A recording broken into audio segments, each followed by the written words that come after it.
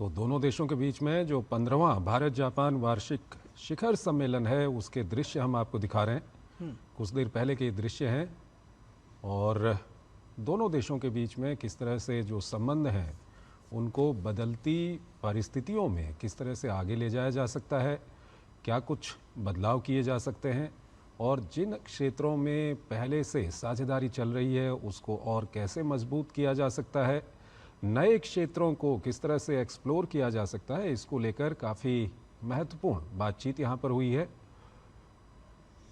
बिल्कुल बेहद महत्वपूर्ण बैठक है। इस पर सभी की निगाहें, जिस तरह से हम लगातार चर्चा कर रहे हैं इसके आउटकम पर भी चर्चा होगी और प्रधानमंत्री नरेंद्र मोदी और साथ उनके जापानी काउंटरपार्ट जापान के प्रधानमंत्री वो इस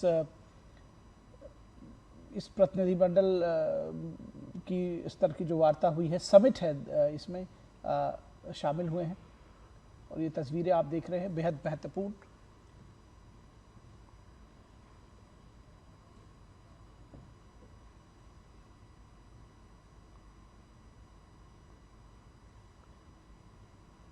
तो लगातार इस बात की बात हो रही है कि ये जो भारत जापान वार्षिक शिखर सम्मेलन है, इनमें किन मुद्दों को लेकर के बात हुई है। इसका दायरा समुद्री सुरक्षा से लेकर आपदा राहत और अंतरिक्ष सहयोग तक बढ़ा है। इसके साथ ही साथ ये जिस तरह से जो नई महत्वाकांक्षाएं निर्धारित की जानी है उसको लेकर के भी बहुत सारी निगाहें इस बात पर है कि आखिर क्या कुछ नया निकल कर आता है। सेमीकंडक्टर उत्पादन से लेकर के एआई का जो क्षेत्र है उसमें क्या कुछ समझौते होते हैं, ये देखने की बात है।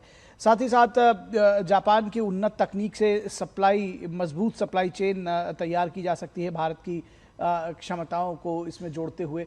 इन चीज़ों पर लगातार सभी की निगाहें हैं कि क्या कुछ निकल कर आता है इस समिट में।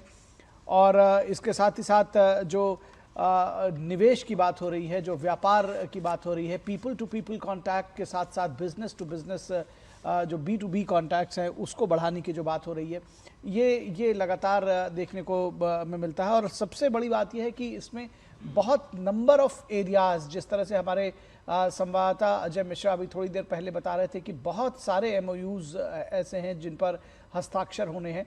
और इसके साथ साथ इस मीटिंग में, इस समिट में ये तय होगा कि आगे की राह किस तरह से हम उसको लेकर के जाना है। ये बातें भी इस समिट में तय होंगी।